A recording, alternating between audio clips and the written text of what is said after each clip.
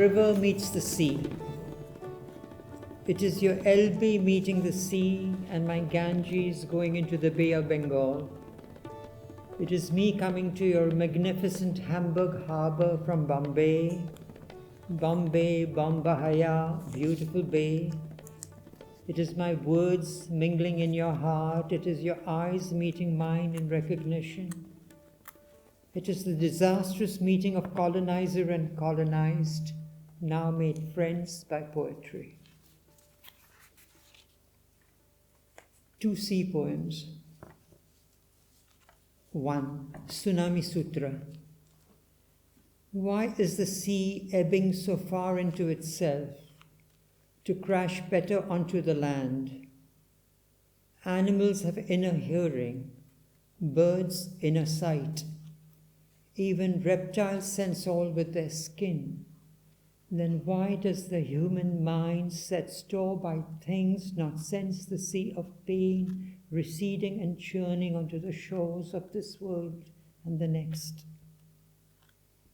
A butterfly's wings in Chile set up a typhoon in China. I was Chuang Tzu. I slept and dreamt I was a worm. I woke up to become not poet, not worm, but a butterfly who set up a typhoon in China. 2. Sea Sonnet. As a child, I saw 3 veiled ladies on the sea drink coconut water from shells cracked like skulls. Then I learned Kali drank human blood thus. As an adolescent from my father's Bombay veranda, I wished upon a star and dreamt of Arabia. As a young man, I got all the riches of Arabia. And then the ricorso began, the stranger sea music, Lorca seafaring from Spain to New York, Columbus the Genoese humanizing the natives. This they call the burden of the cross. So many lesser gods sank under the waves. Christ steers to our salt as he trips lightly over the waves. 2 Seegedichte. 1. Tsunami Sutra. Warum zieht die See sich so weit zurück, um mit mehr Kraft aufs Land zu stürzen? Tiere haben inneres Gehör, Vögel inneres Sehvermögen, selbst Reptilien spüren alles über ihre Haut. Warum legt der menschliche Geist so viel Wert auf Dinge? Spürt nicht, wie die See aus Schmerzen sich zurückzieht, dann zurollt auf die Küste dieser Welt und der nächsten. Der Flügelschlag eines Schmetterlings in Chile löst einen Taifun in China aus. Ich war Chuang Tzu, ich schlief und träumte, ich sei ein Wurm. Wachte auf, um weder Dichter noch Wurm zu sein, sondern ein Schmetterling, der einen Taifun in China auslöst. 2. Seesonett. Als Kind sah ich auf See 3 verschleierte Frauen Kokosnusswasser trinken aus Schalen wie geborstene Schädel. Dann lernte ich, dass Kali so menschliches Blut trank. Als Heranwachsender auf der Veranda meines Vaters in Bombay wünschte ich mir etwas beim Anblick der Sterne, träumte von Arabien. Als junger Mann genoss ich sie alle, die Reichtümer Arabiens. Dann setzte der Ricorso ein, eine fremdartige Musik der See, Lorcas Seereise von Spanien nach New York. Kolumbus, der Genuese, der die Einheimischen erst zu Menschen machte. Das verstanden sie unter der Last des Kreuzes. Unzählige geringere Götter versanken in den Wellen. Auch Christustränen sind aus Salz, während er leichtfüßig über die Wasser tanzt. Homage to Derek Walcott. This is Derek Walcott from the Caribbean who got the Nobel Prize for Poetry. Homage to Derek Walcott. We do not have a Homer singing the sea, and we do not even have a Walcott. And I cannot be Homer, but I could have written like Walcott. I lived on the sea, but our civilization is riverine, And if we reach the sea, we are one. That is to say, none. And that's philosophy, not poetry. We have thousands of miles of sea, but no poetry of the sea, unless we count the Malayalam Chemin, and before it the port of Pumpuhar. We look inwards, the Greeks outwards, the Arabs too, outwards and onwards, and the Egyptian Cleopatra between man and man, that is to say, between sea and sea, each of her men being an emperor, and she a woman, riverine. And I was Cleopatra, dancing down the street, a butterfly balance on my nose, going to who knows what conquest. And the Arabs taking the Malabar boys, making them into men, and taking the women, making them Muslim. And the Mapilla was born, and the tree of the coconut was Kalpa, Riksha, fruit and seed, thatch and root, coir and rope, kernel and boat. The men set out to sea, they had their songs. The women stayed home, they had their tears. Vasco da Gama came, and before him the Arab to Sindh, and after him the English by sea to Chennai and Chandanagore. Imagine the Christian sweating blood in the marshes. Imagine the convert sweating blood on the cross. There was no rain, there was no rice, then there was Christ, and then there was grain, and the sea gave fish, and the land gave loaves, and God gave English, and we all became British. Seamen going to sea, seamen going to war, man of war going down to the bottom of the sea. Those were pearls which were his eyes. Bones became coral, bodies became water, and the world was an empire on which the sun never set. Hommage an Derek Walcott. Wir haben keinen Homer, der die See besingt. Wir haben nicht mal einen Walcott. Homer kann nicht schlecht sein, aber vielleicht eine Art Walcott. Ich bin ein Mann der See, aber unsere Kultur ist eine der Flüsse. Sobald wir die See erreichen, werden wir eins, mit anderen Worten, nichts. Das ist Philosophie, nicht Poesie. Wir haben tausende Küstenmeilen, aber keine Poesie der See. Es sei denn, man zählt Filme wie Chemin oder den antiken Hafen von Pumpuhar. Unser Blick geht nach innen, der Blick der Griechen nach außen, der Araber auch, nach außen und weit darüber hinaus, in Ägypten. Kleopatra, zwischen zwei Männern, mit anderen Worten zwischen See und See. Jeder ihrer Männer ein Imperator und sie eine Frau, eine der Flüsse. Ich war Kleopatra, tanzte die Straße hinunter, einen Schmetterling auf der Nase, auf dem Weg zu unbekannten Eroberungen. Die Araber nahmen die Jungen aus Malabar, machten Männer aus ihnen, nahmen ihre Frauen, machten Musliminnen aus ihnen. Und die Mapida waren geboren. Und der Kokosnussbaum wurde zum wunscherfüllenden Kalpa Vriksha. Früchte und Samen, Stroh und Wurzeln, Bast und Seil, Getreide und Boote. Die Männer stachen in See, sie hatten ihre Lieder, die Frauen blieben zu Hause, sie hatten ihre Tränen. Vasco da Gama kam in den Sindh, vor ihm bereits die Araber, später dann die Engländer über die See nach Chennai und Chandanagore. Stellt euch den Christen vor, wie er Blut schwitzt in den Sümpfen, sich dabei den Konvertiten vorstellt, der Blut schwitzt am Kreuz. Es gab keinen Regen, es gab keinen Reis, dann kam Christus, ein wahrhafter Segen, die See gab uns Fisch, das Land gab uns Brot, Gott gab uns Englisch und wir wurden britisch. Männer gingen zur See, Männer gingen in den Krieg, Kriegsschiffe versanken auf den Grund der See. Perlen sind nun die Augen sein. Knochen wurden zu Korallen, Körper zu Wasser und die Welt war ein Empire, in dem die Sonne nie unterging. Anais Nin watches Uday Shankar dance. Anais Nin is my heroine. I wrote my PhD on her. I imitated her in my life, which was a tragedy because I'm male and she was female. and Uday Shankar is the elder brother of Ravi Shankar, Anushka Shankar's uncle. And he was a dancer, a great dancer. Shankar dances Shiva. His brother Ravi is in the corps de ballet. Pavlova is his partner. He has come from Almora, where Shiva dances daily on Kailash. She from Russia. She has just learned to dance on the foot, flat. Her frame is too thin for the chiffon sari.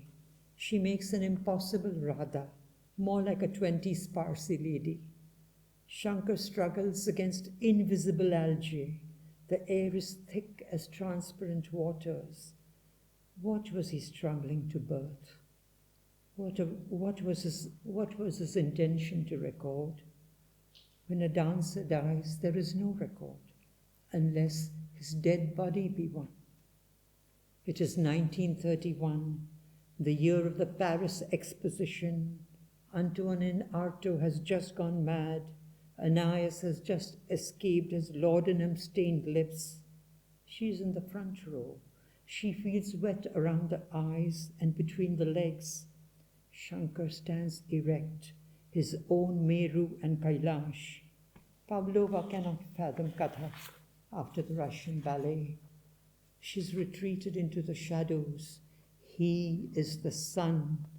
It is the east that transfixes Anais. She leaves the earth. She goes to live on the sea. Anais Nin sieht Uday Shankar tanzen. Shankar tanzt Shiva. Sein Bruder Ravi ist im Corps de Ballet. Pavlova seine Partnerin. Er ist aus Almora gekommen, wo Shiva täglich auf dem Berg Kailash tanzt. Sie aus Russland. Sie hat gerade erst gelernt, auf flachem Fuß zu tanzen. Ihr Körper ist zu zart für den Sari aus Chiffon. Als Göttin Radha geht sie nicht durch, eher als Parsi-Lady aus den 20ern. Shankar kämpft mit unsichtbaren Algen, die Luft so dick wie glasklares Wasser. Was will er da ins Leben kämpfen? Was genau uns hinterlassen? Stirbt ein Tänzer, so gibt es keine Hinterlassenschaft, es sei denn, sein toter Körper wäre eine. Es ist 1931, das Jahr der Pariser Weltausstellung. Artaud ist eben wahnsinnig geworden, Anais eben seinen Laudanum getränkten Lippen entkommen. Sie sitzt in der ersten Reihe, sie spürt, wie es unter ihren Augen feucht wird und zwischen ihren Beinen. Shankar steht aufrecht da, sein eigener Berg Meru, sein eigener Berg Kailash. Pavlova kann den indischen Kathak nicht durchdringen, nicht nach all dem russischen Ballett. Sie hat sich in den Schatten zurückgezogen. Er strahlt wie die Sonne. Der Osten ist es, der Anais in seinen Bann zieht. Sie verlässt Terra Firma, sie lebt fortan auf See.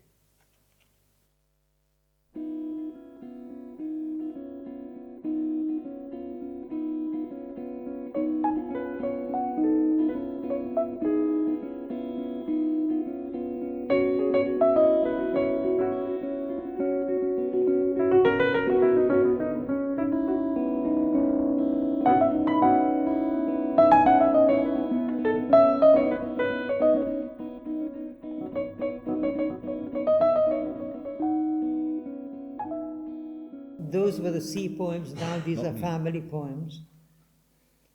Good. So, HOSHANG. Daddy, it's 11 years since father died. Sometimes he comes in dreams, so sorry, like he never was in life. Once alone he screamed at me like he always did and never reappeared. My sister sees him locked up in hell. I smell his approach. I feel his coat, English wool wet in the Bombay rain. English wool wet in the Bombay rain, a lion and a lamb's pelt. Daddy, whose bullion flashed blindly in bank vaults and was stolen by Parsi crows within minutes of his death, just as his flaccid white body must have been by vultures on Malabar Hill.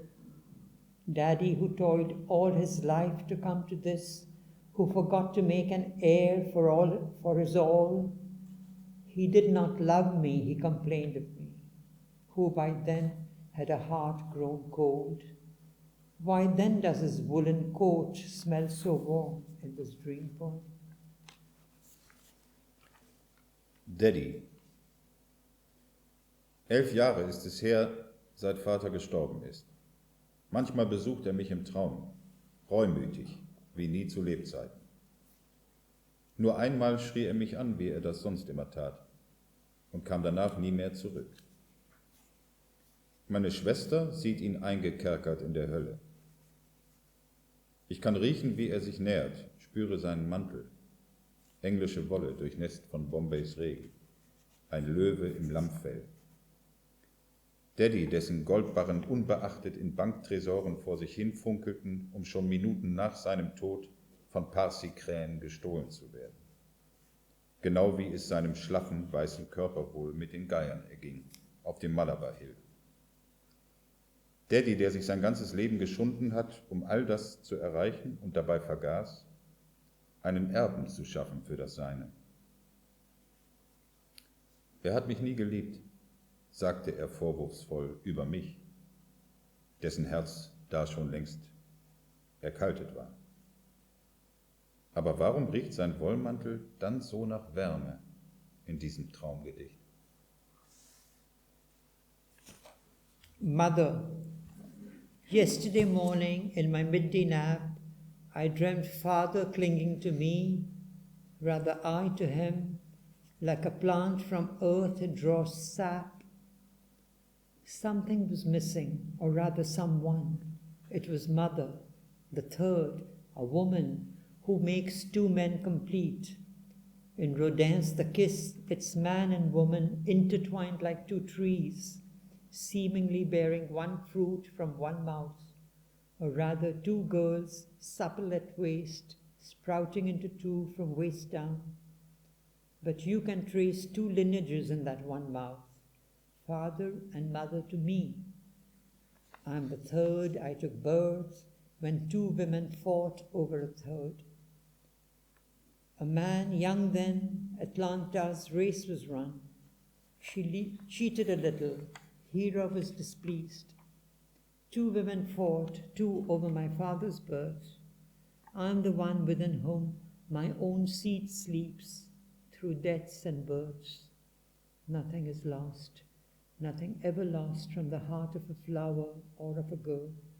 So, through mother's death, in my dream, father and son cleave each to each through death and old age, an old man in dirtied clothes, while mother died young, still a young girl, with hair spread down her back, like dark rivulets of snakes running to the ground, going room to room, carrying a lamp, while lightning flashes. I turn around and you're gone.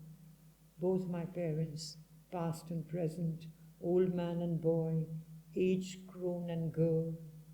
I have to live through many men and poems. Dead mother, return to me. Tell me if you know something I must learn.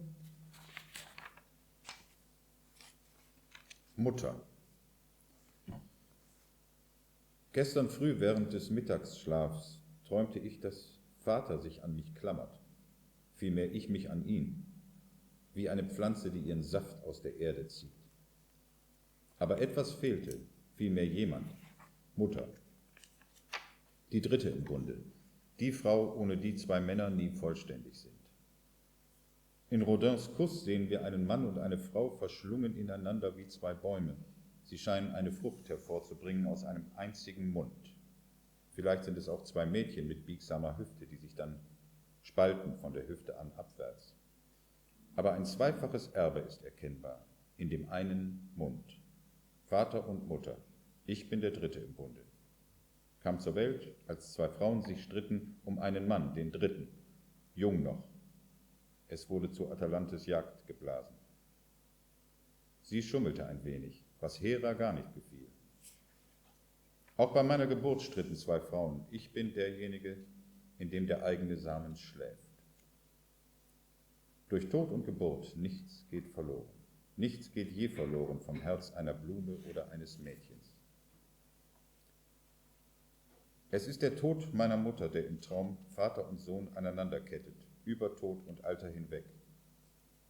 Ein alter Mann in dreckiger Kleidung. Während Mutter jung starb, eigentlich ein Mädchen noch, mit Haar, das ihr über den Rücken reichte, sich bis auf den Boden schlängelte in dunklen Rinnsalen. Ich gehe von Zimmer zu Zimmer, die Lampe in meiner Hand blitzt auf. Ich drehe mich um und ihr seid fort. Meine Eltern, beide.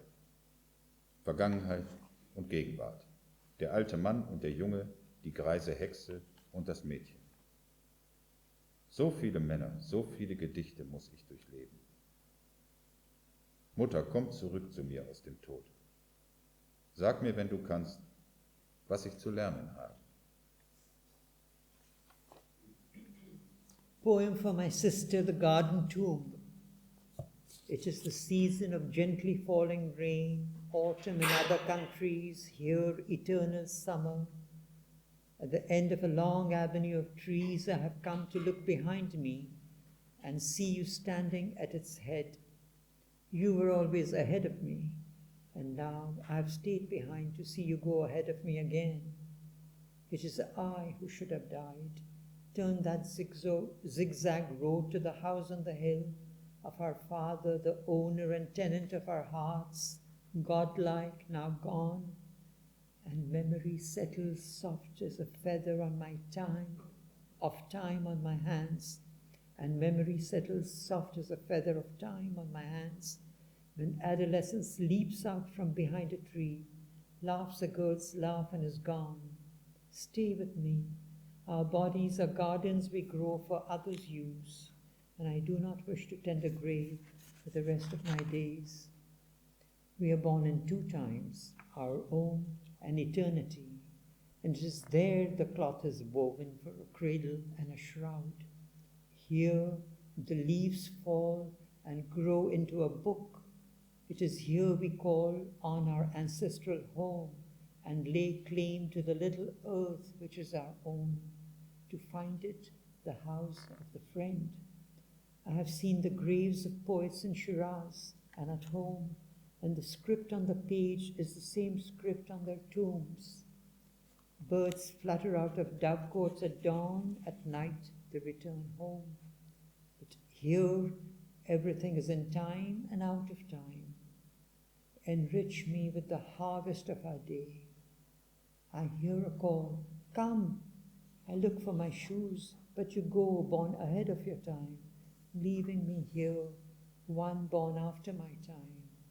See, the tree you planted sprouts green leaves. Seeing you beneath it, I weep, and to see me weep, you smile. Lukas, kannst du mich wieder so ein bisschen einfach, das ist mir zu viel Hall sonst da. Gedicht für meine Schwester, das Gartengrab.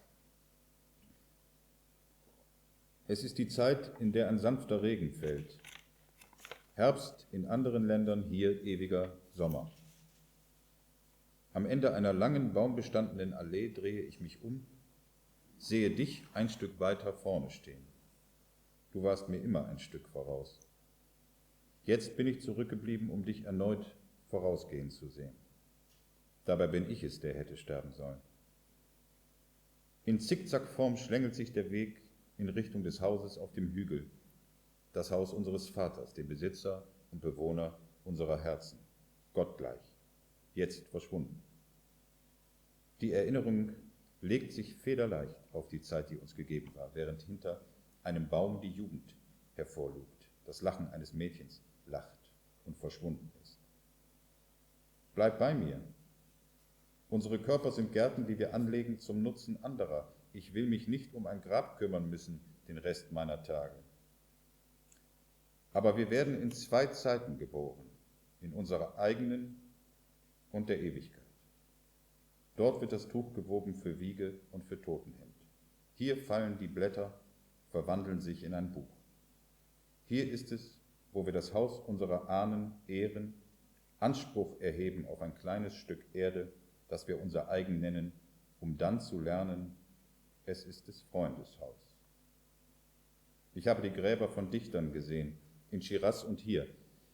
Die Schrift auf dem Papier ist dieselbe wie auf den Gräbern. In der Morgendämmerung flattern Vögel aus Taubenschlägen. Abends kehren sie zurück. Hier jedoch ist alles diesseits und jenseits der Zeit. Beschenkt mich mit der Ernte unseres Tages. Komm, höre ich rufen. Ich suche meine Schuhe, du bist längst fort, du bist deiner Zeit voraus gewesen. Lässt mich hier zurück, der ich meiner Zeit hinterher bin. Schau nur, der Baum, den du gepflanzt hast, trägt grüne Blätter. Ich sehe dich darunter stehen und muss weinen. Und du siehst mich weinen und lächelst. Dionysius' basin at Nysa. Dionysius is the god of revelry. Modern Kermanshah, Iran. 1. The infant god must have been born bearded like the eastern grain from which he springs again and again. The infant god must have been born bearded like the eastern grain from which he springs again and again. 2. He must have bathed the young god in this basin, where he was born as he was from the swamps. He must have needed quite a bit of cleaning, and he must have dirtied himself again in laughter and in horseplay. 3. One day the play must have turned serious. He must have learnt you can't play around with blood, tears, semen. By that time it would have been too late to change. Tragedy was birthed for the East as his half-brother Apollo ruled the West. 4. Theirs was a struggle unto death, of the lion and the griffin, of Persia, Babylon, and Greece, of winter with spring on the grassy uplands. The struggle goes on. Devotees bathed themselves in this basin. The King of Kings honored him. This morning I stepped out of the bath basin. The mirror showed me fat and bearded and graying. I am descended from the kings of unshine. I mirror him. He stares out at me from the American bathroom mirror with such sad eyes. Das Becken des Dionysius in Nysa? Nysa. 1. Der kindliche Gott muss bärtig geboren worden sein, grannig wie das Korn aus dem Osten, dem er entspringt, wieder und wieder. 2. Sie müssen den jungen Gott gebadet haben in diesem Becken, geboren aus den Sümpfen, wie er war. Reinigung hatte er sicher nötig. Aber dann hat er sich wohl wieder dreckig gemacht, beim Lachen und beim Spielen. 3. Eines Tages ist aus dem Spiel ernst geworden. Er muss gelernt haben, dass man nicht spielen darf mit Blut, Tränen, Sperma. Aber da wäre es längst zu spät gewesen für ein Umdenken. Die Tragödie wurde für den Osten erschaffen. Zeitgleich herrschte Apoll, sein Halbbruder, über den Westen. 4. Ihr Kampf war einer auf Leben und Tod, zwischen Löwe und Greif, zwischen Persien, Babylon und Griechenland, zwischen Winter und Frühling. Im grasbewachsenen Hochland geht dieser Kampf weiter. Gläubige waschen sich in dem Becken, der König aller Könige ehrte ihn. Heute früh bin ich aus dem Bad gestiegen, im Spiegel sah ich fett und bärtig aus, ergraut. Ich stamme vom König von Anshan ab, ich bin sein Spiegelbild. Er ist es, der mich anstarrt aus dem amerikanischen Badezimmerspiegel, mit unfassbar traurigen Augen. This is my attempt to write a comic poem. Like the Jews, we Parsis are known for self-depreciation. The Parsi yogi of Sikandrabad, circa 1890. Bancherji, the Parsi, sits under a tree planted by Granny to become a yogi. He's caught eternal in a zinc plate by Raja Deen Dayal. Mancherji doffed his topi to grow a Hindu pigtail and sat on a bed of nails. He occasionally ordered a khichdi and felt mystic heat from the tiger skin under his seat. Oh Mancherji, give up this yogi and return to us Parsis. Why do you your arms so flail and sit on a bed of nails? I wish to be one with my maker and do not mind being a faker. Do not mind me turning tail. Oh Parsis, leave me my bed of nails. And when upon a nail I poise, I make the kundalini rise. I feel such bliss in my head, better than a wank in bed. So Mancherji's eyes grew wide, and from him escaped a sigh. Could it be some holy breath vouchsafed to one before his death? And then into nirvana sail, and under your arm your bed of nails. Or when upon his bed you sail, who but he can turn your tail? This be nectar and honey, helped along with Parsi money. Mancherji yogi sits under a tree planted by granny, caught eternally in spiritual blackmail, impaled upon his bed of nails. I used to tell my rich father, give me money or I'll become a yogi. Full पान मिश्री लाचा मंगे सा अतरै गुलाब मल मल धवे सा full पान मिश्री लाचा मंगे सा अतरै गुलाब मल मल धवे सा हौसियां लैसा सेरे बने सा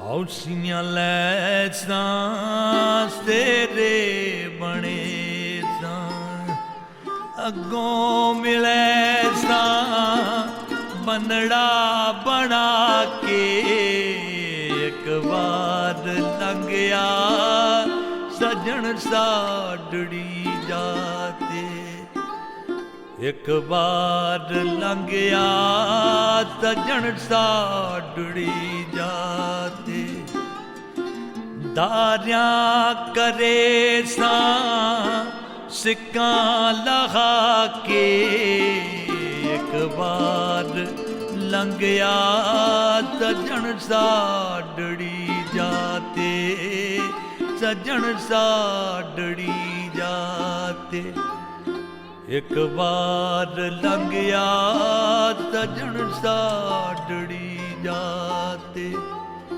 एक बार लंघया सजन साडड़ी जाते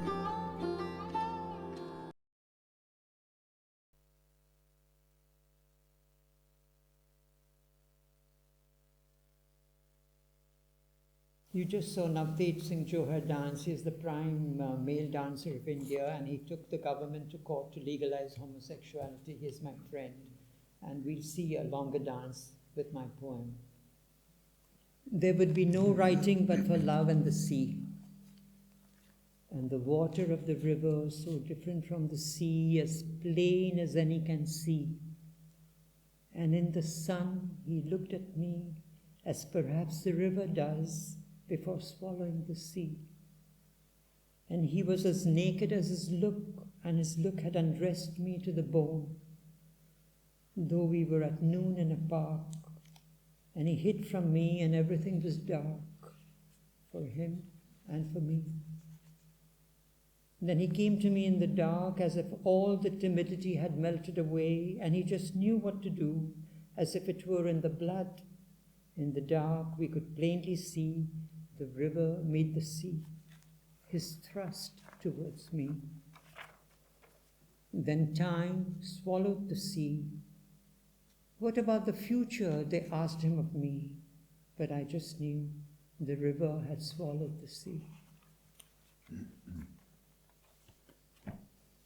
Kein Schreiben ohne die Liebe und ohne die See. Das Wasser des Flusses so anders als das der See. Ist das nicht eindeutig erkennbar? In der Sonne sah er mich an, wie der Fluss es vielleicht tut, bevor er die See verschlingt. Er war so nackt wie sein Blick. Sein Blick hat mich bis auf die Knochen ausgezogen, obwohl es mittags war, im Park. Und dann versteckte er sich vor mir, und es gab nur noch Dunkelheit für ihn und mich. Dann kam er im Dunkeln zu mir. Alle Angst schien vergessen. Er wusste einfach, was zu tun war. Es war wohl in seinem Blut. Im Dunkeln war eindeutig erkennbar, wie der Fluss in die See mündet. Er sich mir entgegenschob. Dann verschlang die Zeit die See. Was ist mit der Zukunft? Fragten sie ihn in Bezug auf mich. Ich hingegen wusste bloß, der Fluss hatte die See verschlungen.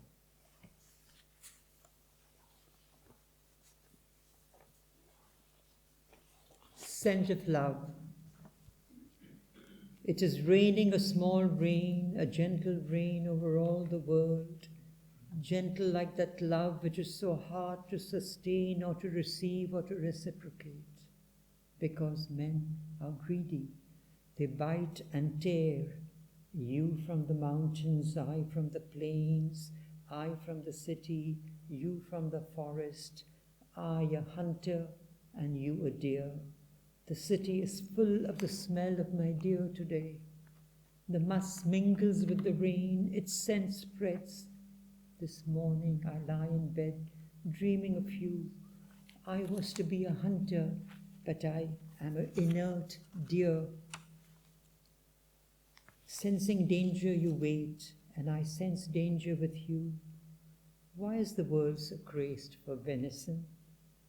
I wonder at a living creature who must so eat a living creature, and suddenly the wounded doe dies for you. She has dragged herself to you to die before you, her stag. Did she not stay one night inert when you slew her in bed, just as tonight I wish to slay you?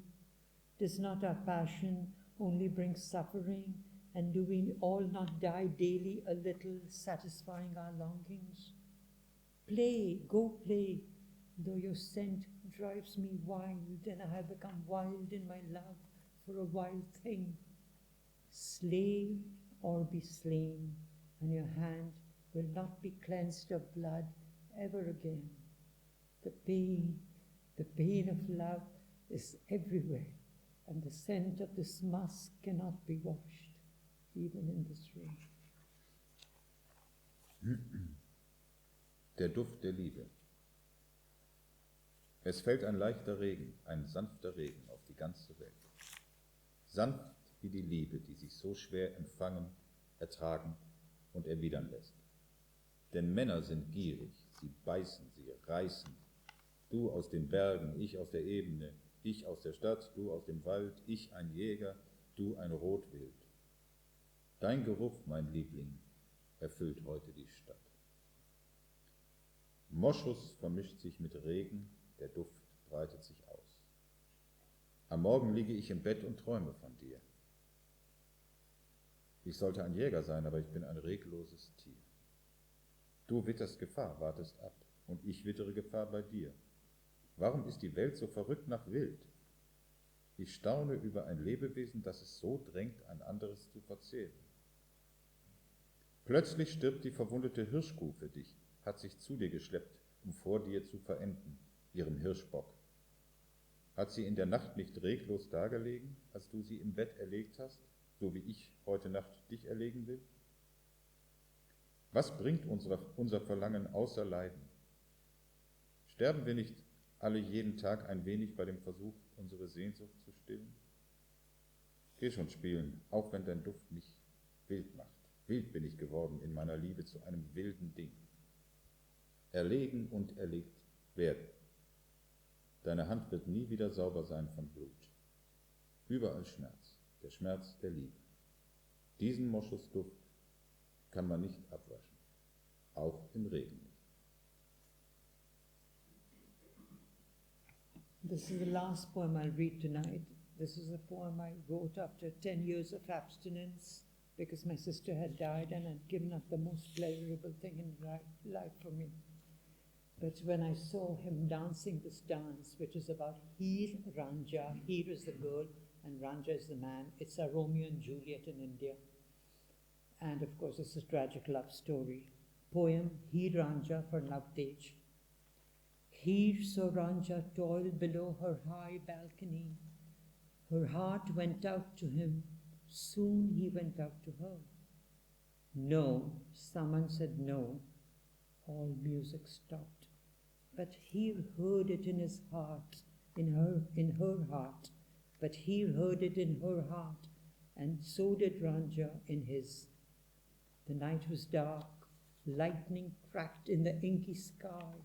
It poured in sheets. Snakes swam out to circle Heer's feet. She swam out to him, riding a clay pot.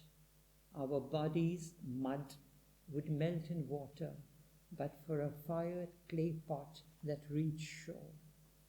Love is a yes. Love is a yes and a no. Body is mud, but resolve is stone. Water wears out stone. What use differentiating rain from river when all is water in water? Blood, sweat, semen, spit, it's all water. When Ranja played holy, the color poured as sweat from his body. Melting, he had become Radha. When Heer played holy alone, incensed, she wore Krishna's crown. But war has no favorite.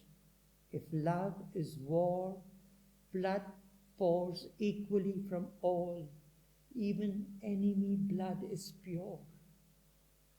If my breath pours like the flute's lament into you, then who is I and where is you?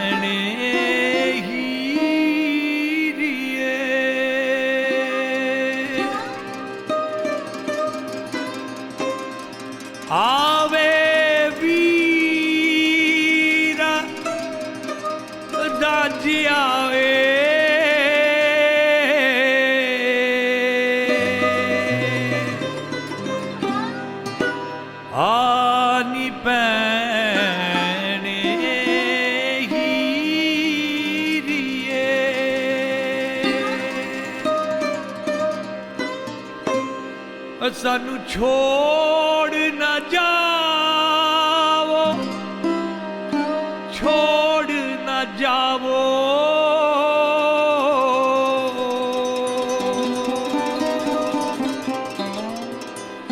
तुसां बिन असां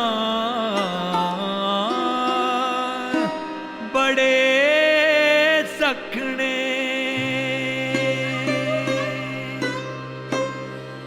आवे वीरा राज्य आओ,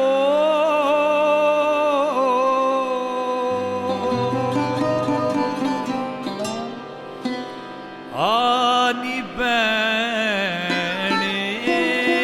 हीरिए।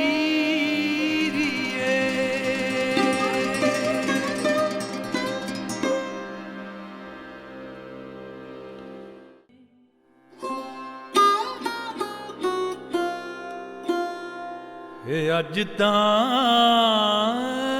रोज मुबारक चढ़िया, रांझा साडे बेड़े बड़िया। ਉਹ ਖਤ ਕੂੰਡੀ ਮੋਢੇ ਕੰਬਲ ਤਰਿਆ ਚਾਕਾਂ ਵਾਲੀ ਸ਼ਕਲ ਬਣਾਈ ਆਵੋ ਨੀ ਸਈਓ ਰਲ ਦੇਵੋ ਨੀ ਵਧਾਈ ਵਧਾਏ ਆਵੋ ਨੀ ਸਈਓ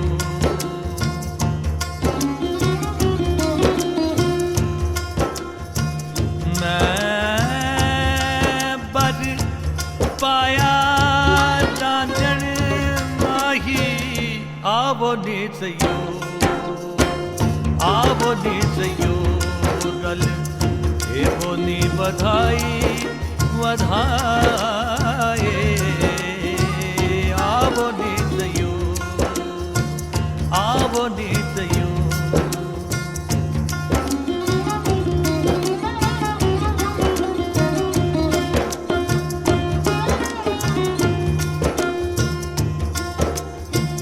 ਗਾਈਆਂ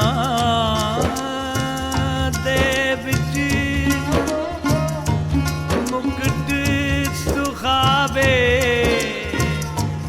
ਜੰਗਲ ਵੇਲੇ ਬੰਸੀ ਬਜਾਵੇ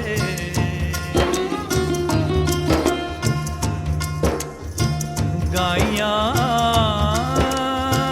ਦੇ ਵਿੱਚ ਸੁਖਾਵੇ ਜੰਗਲ ਵੇਲੇ ਬੰਸੀ ਬਜਾਵੇ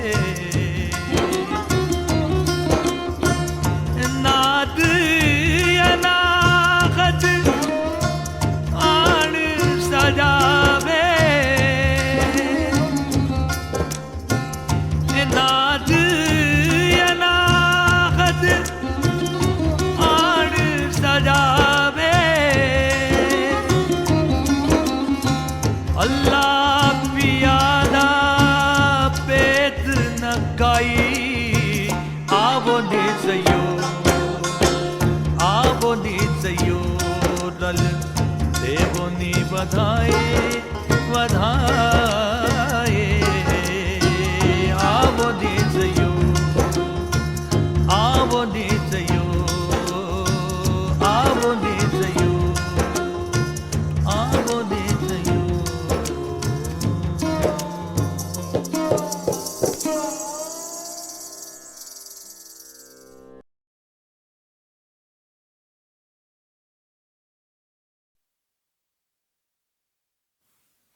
Giving a little introduction to this dance and the poetry of HOSHANG.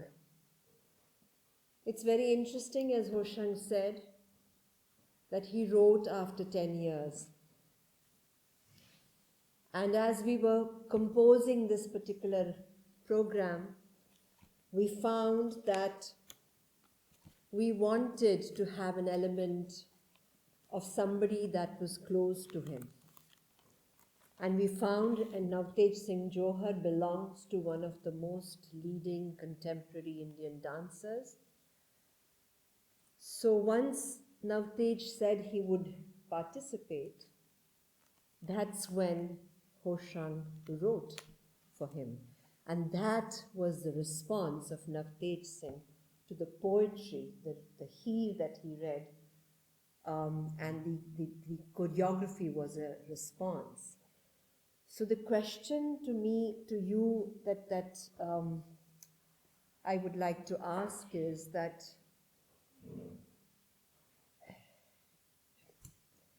there is Heer Ranjha, there is you writing, there is Navtej responding, there is words, movement, love. Tell us a little bit more. How does that happen? How do you express in words what happened here? You know, it's like word, music, and dance. That's the hierarchy. Everything begins with word, you know, in the Shastras we say, everything begins with Om, you know, and then the Leela of the universe starts. So it's not separate, it's one leading into the other. And that's a kind of yoga. Yoga means a discipline to understand what we are, why we are here, what are we doing.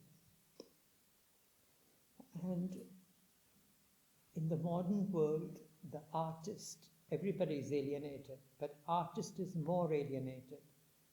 So Anna's Nin, writing for 60 years in isolation before she suddenly became famous.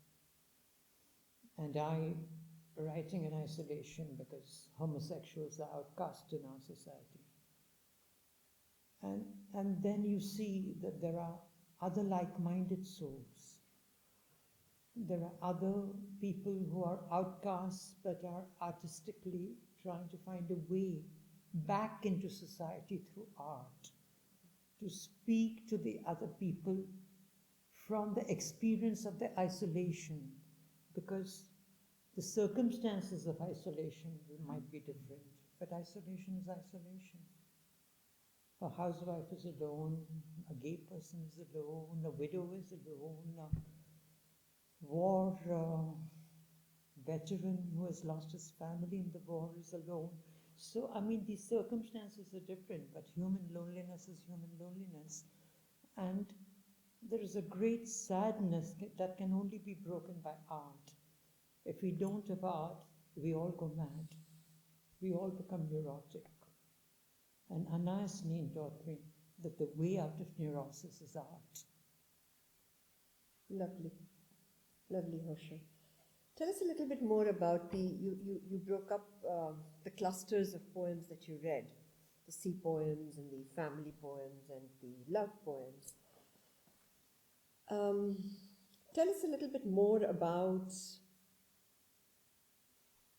the 1,000 poems that have been published, the 30 books that you've written over 40 years. What led you to that? Why poetry? Neurotic activity. They asked me at the Cornell University, where I've archived my 3,000 poems, write something. I said, I write because this is nervousness, you know, to keep on writing, because what do you do? I mean, if you're alone, you have 24 hours in the day. I teach 2 hours a week. What do I do with the rest of my life? How much love can you make, even if you're love crazy? It lasts two minutes, you know, and it's over.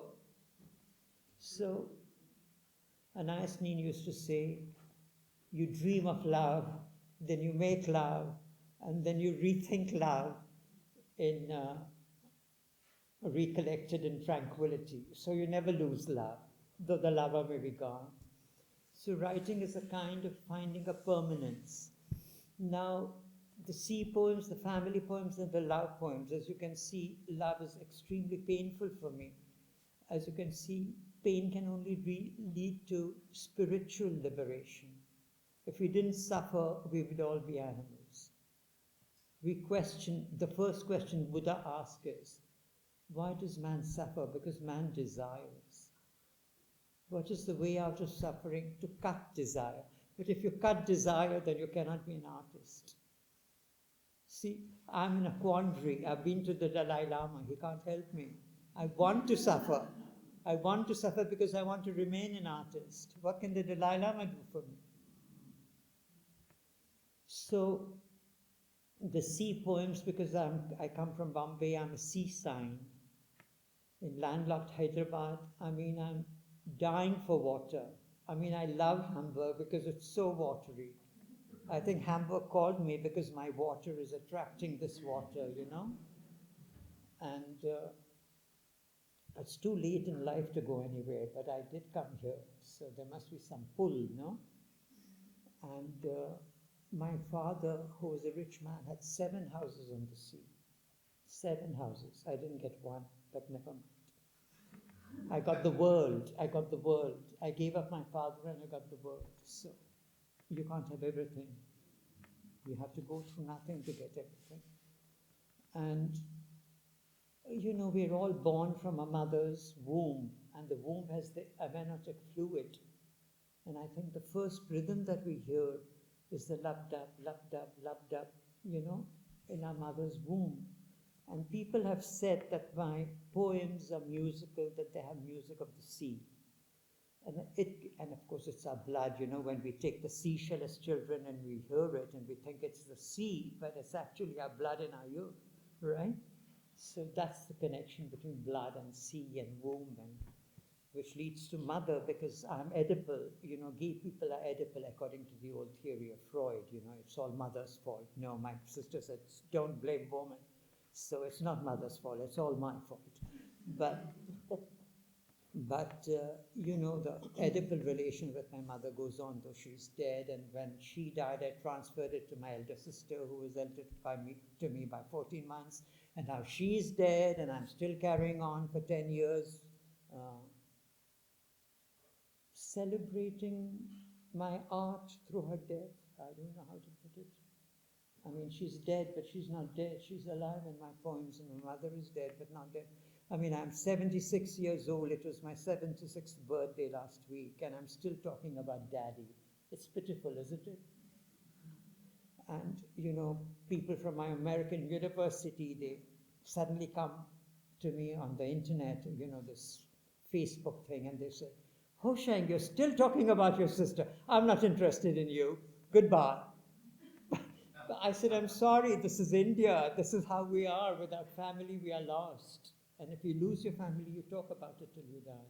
The third part, of course, is the spiritual love, which physical love, which then becomes spiritual love. You know, I found many nuns, many priests who said, oh, become a priest, become a nun. Sorry, you can only know God through human love. I mean, Mother Teresa was caring for the lepers, and that was a service to God. You cannot go directly to God, and that is a wrong thing. You cannot cut out parts of your body, that is a wrong thing. You have to be a full human being. And the way to be a full human being is to go through all your faults, all the dirt, all the madness, until you're purged. And then maybe you will find something abstract, something yogic. You know, my new book, which I've based on Ezra Pound, which came out this month, my 31st book, in my 76th year. I'm so proud.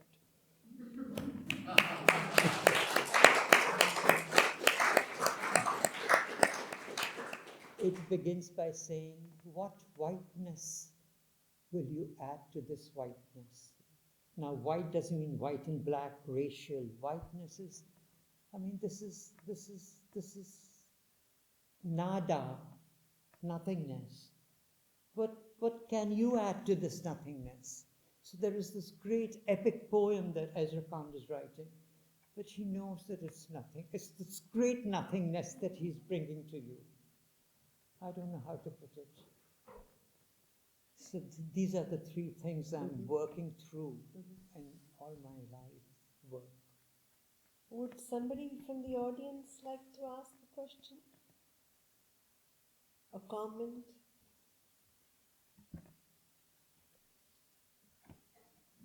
Yes, please. I have a question. So you are a Parsi? Yes, I'm a Parsi. So what part does that play in your work? You heard my parents are Parsis, and you know, there is great guilt about sex, like in Catholicism. I mean, if I didn't feel guilty, I wouldn't write, so thank God for religion. We'd all be animals if we didn't have guilt. And they have become animals in America, I'm sorry. I've lived among the animals and come back home sane to become sane. I would have died of AIDS long ago if I didn't have Parsi guilt.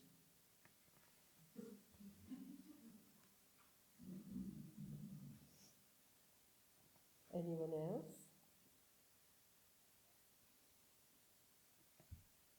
Yes, please.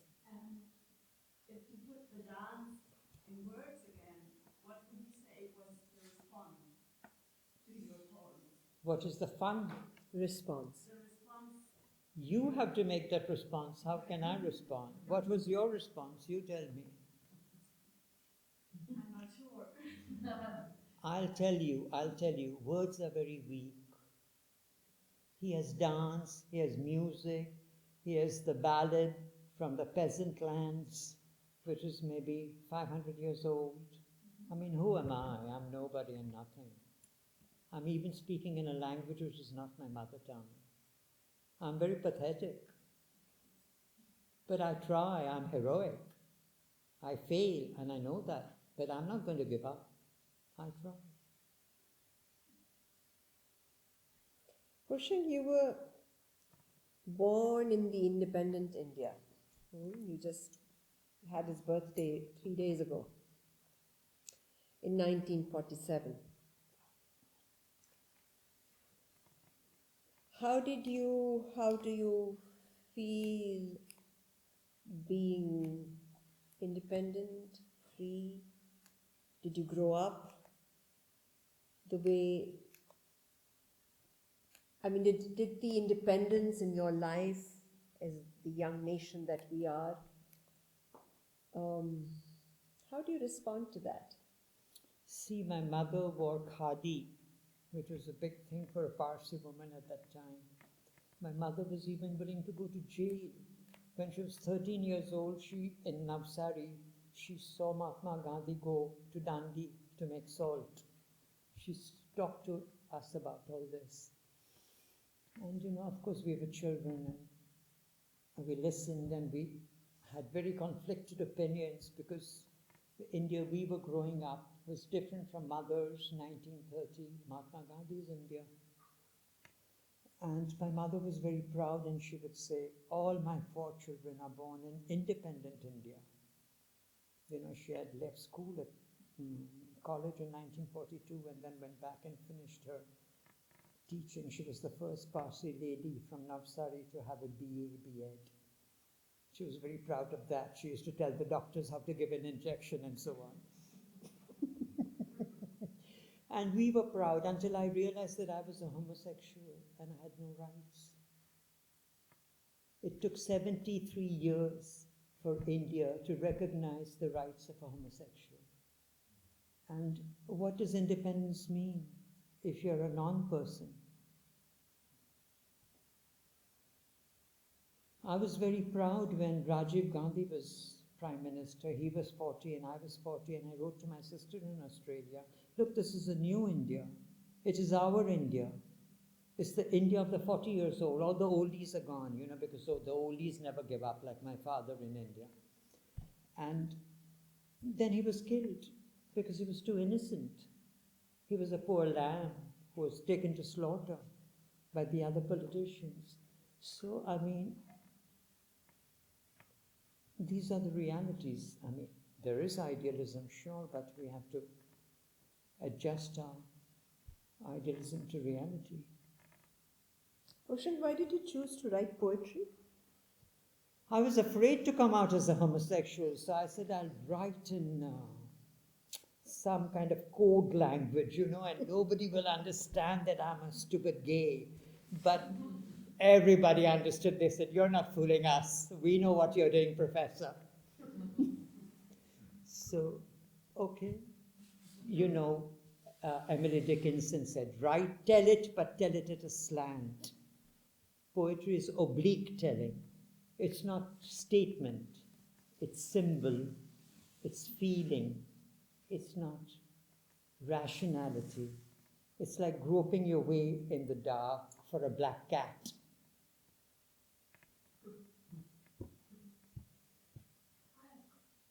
Yes, please. Are you, as a homosexual, are you sort of accepted by the ruling caste of India now?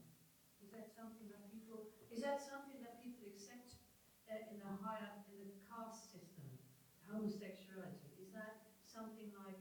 The Indian nation is upper caste, male, heterosexual, and Hindu. They may say that they are secular and they are this and they are that, but that's not it. This is the reality. And for 73 years, the women the untouchables, the forest indigenous tribes, the homosexuals, and the women. We have fought and fought and fought and fought and got a little bit here and a little bit there and a little bit there and a little bit there. Now you see, we have just got, 2 years ago, the right of 2 adult gay men to have consenting sex in private. You see how many clauses are there. All right? And the judge who gave us this freedom, a young man called Justice Chandrachud, his father was also Chief Justice. In fact, he presided over my parents' divorce in Bombay High Court, Chandrachud's father. And he told the homosexuals, don't ask for anything more. Don't ask for gay marriage. Don't ask for inheritance rights of the partner. Don't ask for property rights. You see? But already they are trying. They have gone to court for gay marriage, and of course they said marriage is only between a male and a female. But they are optimistic, and they said, we will get it in 10 years' time. I will be dead, so it won't benefit me, but it'll benefit others who come after me. Have I answered your question? Yeah. I heard you say the word bisexual. Did I hear you say the word bisexual? No, no. Then it must be wishful thinking on my part. Could you live together as See, I've been living in the same middle-class housing society, mostly Muslim. And, you know, I used to have people visit me and go away. Once there was this law, it just happened that a young man who was homeless said, I want to live with you, and I want to be your lover, and you adopt me, and you be my father and my mother and my sister and my brother and my husband and my wife. And I said, yes, yes, I'll do everything. So there he comes in, but not one person objected, because now it is legal to do so. You see, previously, 30 years ago, they beat up my friend who used to visit me once in 10 days, you see, and made him write all kinds of confessions and blackmailed him, etc. And this doesn't happen anymore because people know, and 30 years is a long time, no? People do change. I mean, I used to watch television. I don't anymore because it just steals your time and you can't write or think or do anything other than that. And once I counted, flipping the channels, and in one day there were 6 stories about gay people, bisexual people, sexual rights. And I said, hey, the world is changing, you know? Young people think, especially the kind of people I educate. So the world is changing, it will change, but it takes a long time. My life is gone and it's okay, but it's not okay, but it's okay. Very interestingly, the dancer, choreographer Navtej Singh Johar was the one who actually put the litigation against the Union of India. And this dancer worked on the case for years and won the rights, the gay rights, in 2018, I think. You see, in 2009, the Delhi High Court made homosexuality legal. I'm not a lawyer, so I didn't know at that time that if one high court makes something legal, it becomes legal in all the high courts. But the Hindu priests, the Catholic priests, the Muslim priests, who probably were gay, went to court and said, oh, this is against our religion. And one stupid judge who was retiring the day after this judgment said, it is not, and he did say that, it is not for the judiciary to decide. It is for the legislature to make laws. You see, but the legislature won't make laws because they will lose their votes. The politicians will lose their votes. So finally, Chandrachud, who knows British law and American law and Indian law, he said, okay, let them. And Narendra Modi does want the old laws. This law is 150 years old. He does want the old laws to be scrapped. This is one of the old laws, so it was scrapped. But the change will be slow. Hoshan, you traveled after 10 years, right? I couldn't walk. But You there were you the are. one who dragged me out. That I did.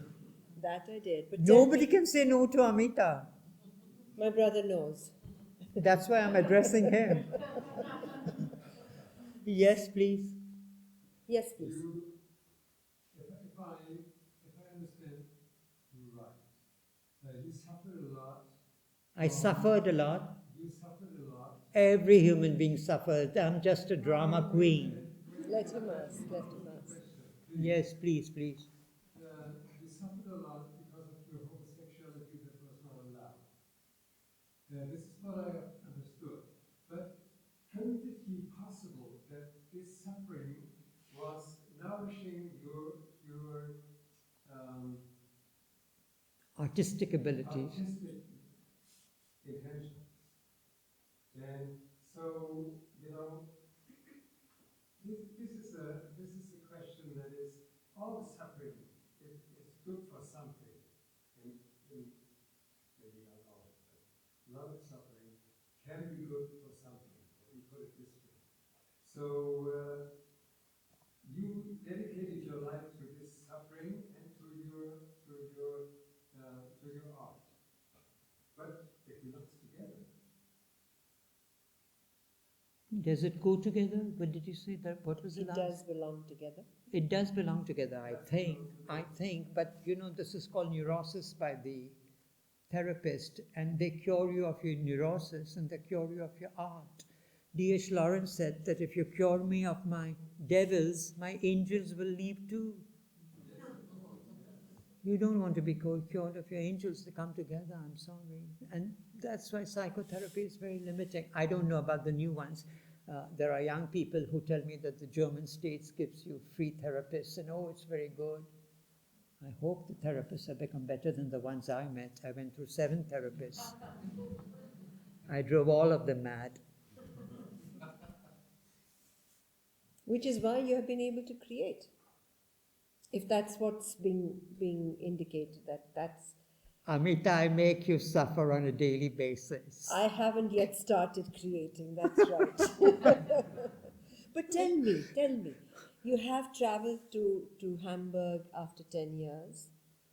You have seen the water that is so significant to you, including the rains. Are you going to give us something in return?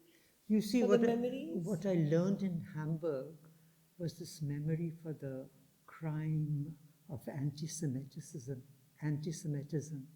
You know, it is very, even for gay people, it's very easy to make jokes against women, jokes against the Jews, and I'm as guilty as anybody else. And I was walking on the street, and these days I walk with a crutch, so I have to look down and walk. And I saw these little things of brass. And I asked Amita, what is this? Amita is an old Hamburg hand. And she says, these are the names of Jewish people with the dates in front of their old houses, how they were taken off to concentration camps, how they were taken off to prison, how they were deported from the country. And I wept and I said, I'll never make a anti-Jewish joke again. And that's a learning. And then I learned that it's in every city.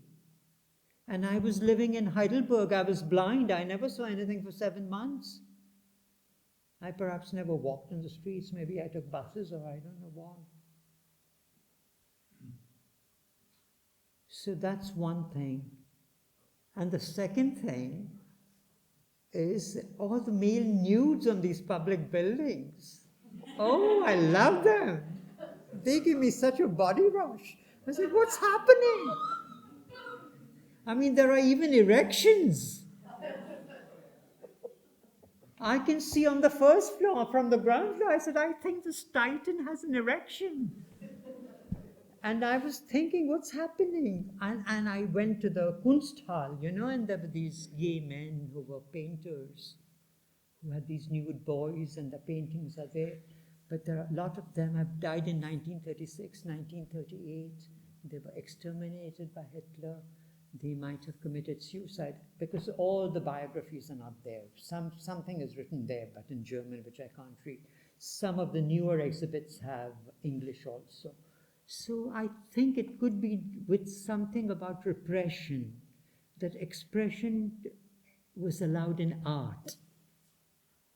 But very soon the artists were also killed. You know, the gypsies were killed, the Esperantists were killed, the Jews were killed, the gays were killed, the communists were killed. Who is left?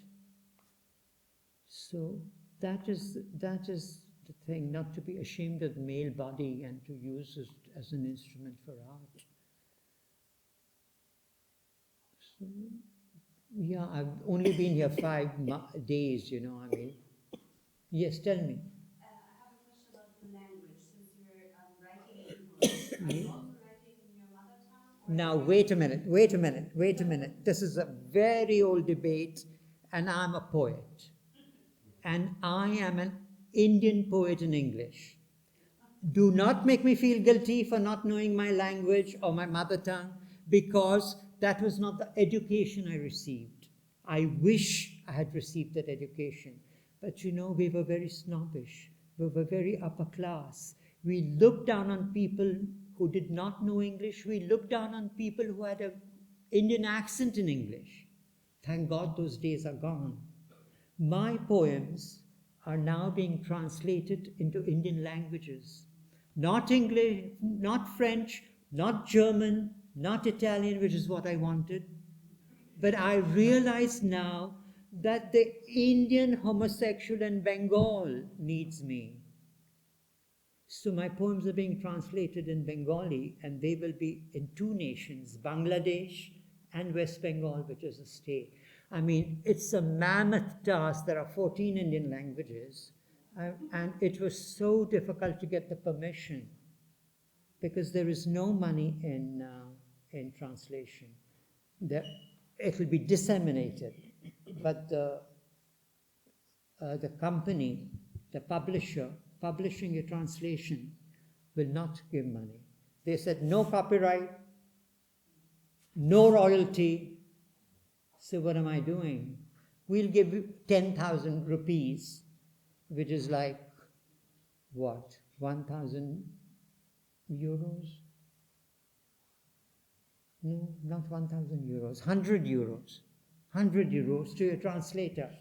And the poor translator, I have to pay from my own pocket, which is fine, but still, you know, and even to get the, because I can't pay for rights, you know, when I'm not being paid.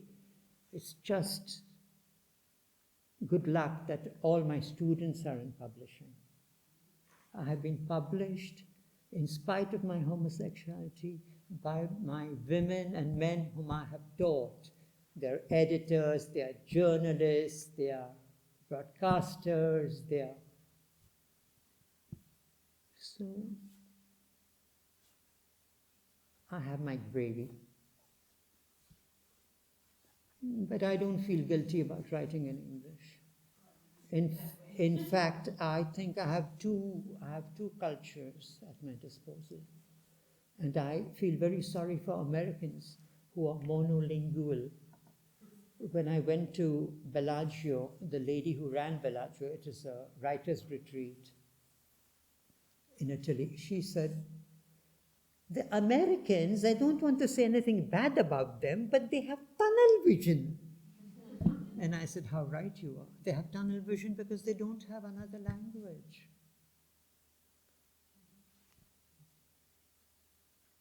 Lovely. HOSHANG, would you give us a poem or two on Hamburg? That I don't know, but I have written my diary, you know. It's very matter of fact, because all the poetry has gone out of me now. Well, you wrote one recently. Yeah, but okay, it's a poem. Well, that's right. But it's not as intense as a young man's poem. Okay, an old man's poem, fine. Better than nothing. Yes, Sabina. I have one more question. The dancer. Isn't it beautiful? Exactly. This was. It seems to me. I did not understand See, I saw him dance Hiranja in a 3-hour program. Then I wrote this 3-page poem. I did not keep a copy of it like a fool. I gave it to this friend of mine who claims to be very liberal and is a cultural activist. She never gave him the poem because she was ashamed that HOSHANG might try to seduce Navtej. And what would she do then? This great cultural activist with this great good name. And she never gave him the poem. And I told him, and I never got a poem, and that poem was lost. Now, when Amita said, we want to dance, we want music, I said, I'm not having no dancer and no musician. I want to be the star. But then I said, okay, let me try Navtej. So then he clobbered up something, and of course, you know, he is very busy. He has his yoga class, and he teaches dance and yoga theory at a private university, and is a very sweet man. He looked after a very big women's activist who died recently of cancer. And she had 5 people looking after her because her daughter had committed suicide and her son is irreparably lost to an illness. And she was dying alone, and she would tell Navtej, you please stay here with me because of the 5 people looking after me, I only trust you. Until the end, she was spouting her liberation. She was not talking about her suffering. And he hadn't slept for 3 nights. And here was I, the harridan that I am, the virago that I am. Give me my dance, give me my dance. You won't get paid unless you give me my dance. I used to make all kinds of threats. And he said, you'll get it, you'll get it. Amita was going mad. HOSHANG, these are adults doing their work, leave them alone. But HOSHANG needed his dance. I'm a merchant, no, I want my pound of flesh. So you wrote a poem for him? No, I had to concoct this poem to go with the dance, and I wanted him to dance a new dance. He said, look, HOSHANG, I can't dance a new dance. And I wanted him to dance for 20 minutes. I don't know head or tail about dance. He said, 20 minutes is a very long time. I'll give you a 3-minute clip. So, I mean, I said, okay, whatever you want. He even said, you know, if the audience is bored, just play the thing when they are going home. So what happened is that HOSHANG composed this poem for him, what he had written many years ago, but he wrote it now. And HOSHANG hadn't written for the last 10 years, and this was the first poem that he has actually written.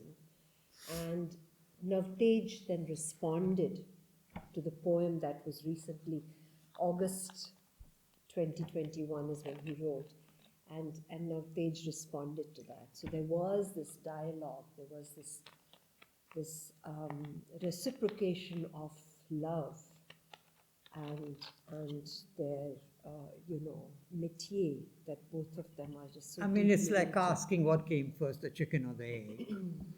So you decide. But it was a very sensual dance, wasn't it? I mean, it seemed very, very sensual. Hiranja is that. Hiranja is the equivalent of Romeo and Juliet. See, we don't distinguish between sensuality and spirituality because our temples are full of erotic sculpture outside. You go inside, there is nothing. You see, that's the world womb, the world egg, and the creation is outside. So it's like the inside and the outside of the shell. It's like an Easter egg, a Faberge egg. Outside very sensual and inside nothing, spirit. So it's complementary. We don't separate like that, which is the tragedy of the West, I think. There is separation. I mean, maybe we have too much fusion. I mean, I should be separate from my parents by now, no? We have too much fusion, but that's okay. We work through it. We don't want to be separated. It's nice that we have what we have, that there is Hamburg, there is Hyderabad, there is poetry, there is dance, that there is this coming together in the synergy.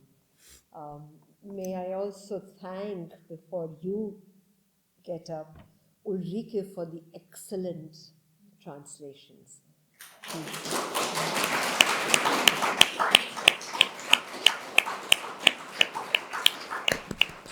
And there to, was no and to separation yawn. between German and English in that context. And to yawn, you know, when they brought this masculine man for my feminine poems, I said, what are they doing? And he is so sensitive.